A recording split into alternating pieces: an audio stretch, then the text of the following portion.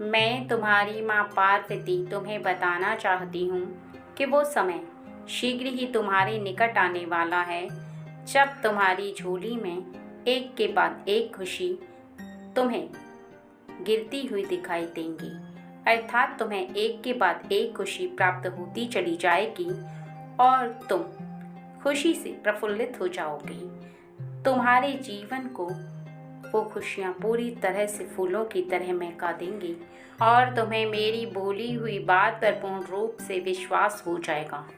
तुम्हें इस बात को समझना अत्यंत आवश्यक है कि किसी भी इंसान के जीवन में जब उसका इम्तिहान चल रहा होता है तो कड़ी मेहनत करने के पश्चात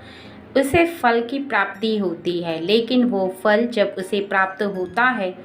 तो उसके जीवन में उसे एक के बाद एक खुशी के रूप में प्राप्त होता है। क्योंकि जब परीक्षा पूर्ण हो जाती है, जिस प्रकार बच्चे का परिणाम सुनाया जाता है और फिर उसे इस बात की खुशी होती है कि उसने जो किया वो बहुत अच्छा किया, इसी प्रकार जीवन में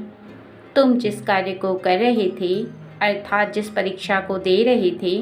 वो परीक्षा तुम्हारी उत्तीर्ण हुई और अब वो समय आ गया है जब वो तुम्हें उसका परिणाम सुनाया जाएगा और फिर तुम्हें एक के बाद एक ईश्वर के द्वारा दी हुई शक्तियाँ अर्थात मेरे द्वारा दी हुई शक्तियाँ प्राप्त होंगी। तो मेरे बच्चे पूरी तरह से खुश होना प्रारंभ कर दो, क्योंकि तुम्हारी झोली खुशियों से भरने वाली है।